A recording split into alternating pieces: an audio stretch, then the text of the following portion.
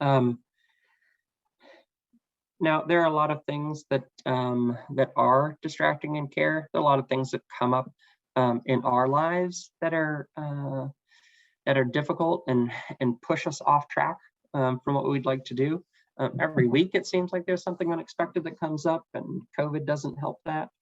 Um, but when that happens in care, that has consequences for youth and families that can be um, quite far-reaching. So one of the things that that we've found in our research is that clinicians many times focus on a breadth of issues. So each week they might be hopping from issue to issue. And initially that seems like it might be useful. But truly effective care, from what we can tell from the literature, actually focuses intently week after week on particular concerns and developing particular skills. So we want to make sure that we define what it is that we're going to focus on, define what it is that we're going to develop, and then develop it until it's clearly and unquestionably a skill that the youth possesses, or a strength that they have that they can count on. In this scenario, the therapist each week asks, "What do you want to work on?" They have a difficulty describing how the treatment addresses the diagnosis, since they're always hopping from one thing to another. They always seem to be dealing with a new goal or a new problem that's come up, particularly interpersonal problems that people experience during the week. And after a while, you're left feeling that no real progress is being made. So how might we use the treatment planning pyramid to help identify for us what are some things that we could focus on and how we right the ship? Well, long term, we want to make sure that the goal that's being identified is a clearly functional goal. Is it something that somebody wants to become, right? That your youth really cares about becoming. Short term, we want to make sure that there's clarity around which short-term goals are going to be addressed first, and why they're being prioritized in that particular way, right?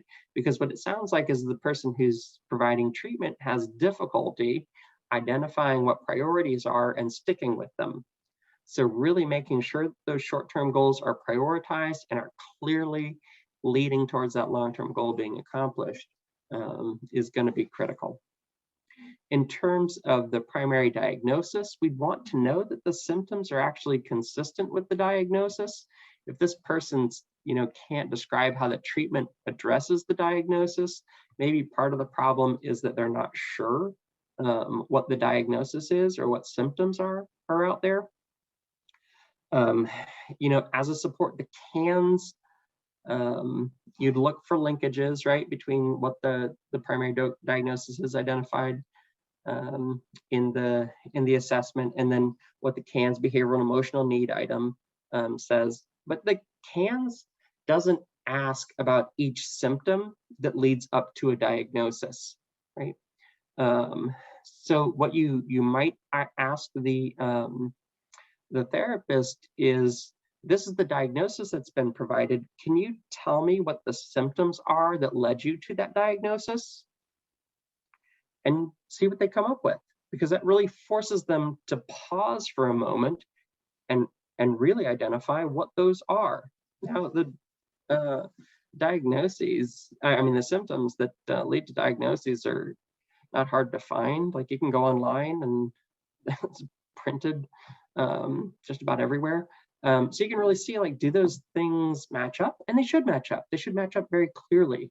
So if they don't, that's a warning sign there, right? You'd want to make sure that the assessment was done or redone. Have they been trained then to address this diagnosis or this concern? Somebody who's hopping from concern to concern, that might be based on their anxiety about not being able to treat that concern and not being able to tell you that. So that might be one reason that that's happening. So you'd really want to check in and say, well, what treatment have you, or what training have you received in terms of being able to provide this?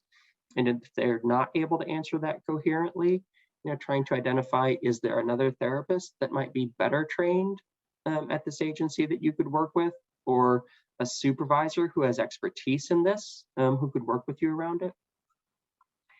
In the same vein, you'd want them to be able to identify what intervention was being provided, and if they have any reference for how that intervention addresses the diagnosis. So what you're really trying to do here is to focus them on making sure that the treatment they're providing is consistent with the identified need that your youth has, right? And to reduce their level of distractibility. You'd want to check and make sure that the cans and the needs identified on the cans are actually consistent with what your child and your family's needs are. So you want to make sure that that's been accurately done. The level of care that comes out of that is consistent with the level of support that you need.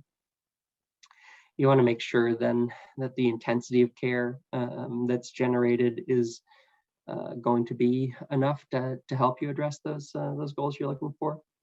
In terms of coordination, if it turns out that this therapist needs to coordinate care with other folks, there's the danger that there isn't clarity among all the parties involved around what the goals are and what the interventions are being used to address them. So you want to make sure that that's happening. So you'd want to check in if there's a care coordinator.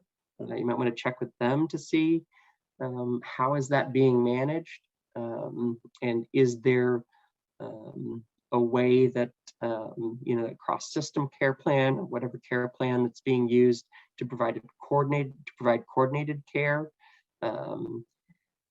can really nail down what each person is working on and how it's helping this youth address their goals and develop their strengths.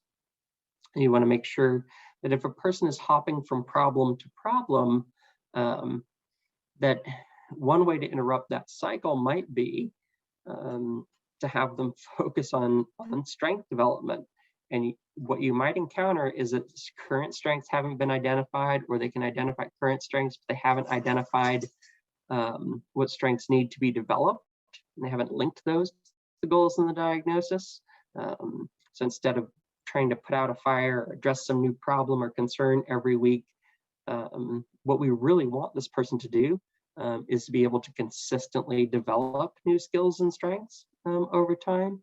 So it might be a symptom that these are not well specified if they're not doing that. So we want to make sure that the strengths that need to be developed are well specified. Okay. So the treatment planning pyramid just gives us a series of things that we would want to think through to make sure that they're there in order to help right the ship around this.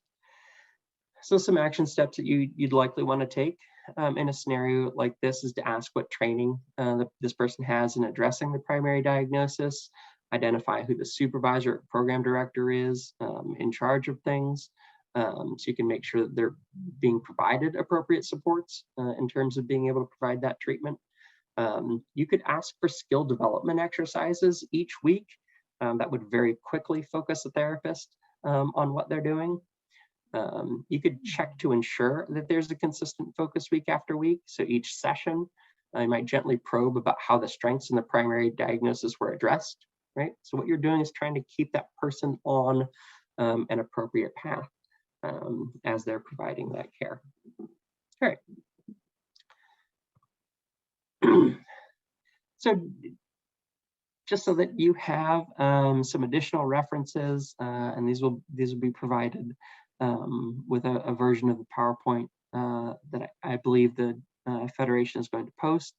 There's the 21st Century Cures Act that provides information on data sharing and the fact that providers have to provide you with all notes that they have, all the progress notes that they use for billing, all the assessments, all the plans of care. That system development timeline and the report on how the Hawaii developed their system is online at the link there. The youth and family workbooks developed by the National Federation of Families and adapted by the Idaho Federation of Families are available at that link. And then the Search Institute is a tremendous resource, and they have the developmental assets framework there, and just an incredible wealth of information about developing strengths and assets, and a whole series of things about doing that in the middle of COVID, as well as in more normal times, on their website. So those are the resources that are there. There will also be a couple of handouts that we have that will be provided to you in this PowerPoint. And if there are any additional questions that I can be helpful with, then don't hesitate to let me know.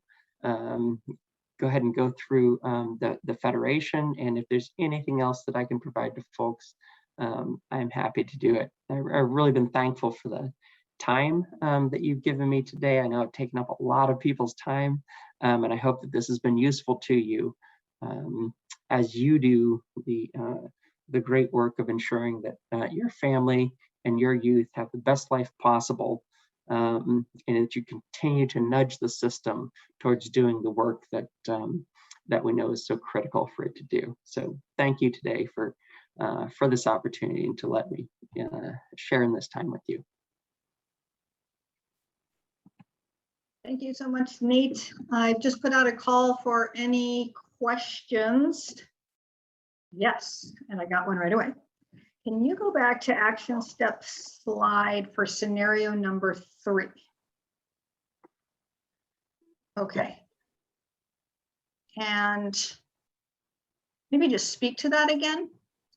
Or Courtney, it's your question if you want to send a little more to me to tell me what specifically you're looking for there.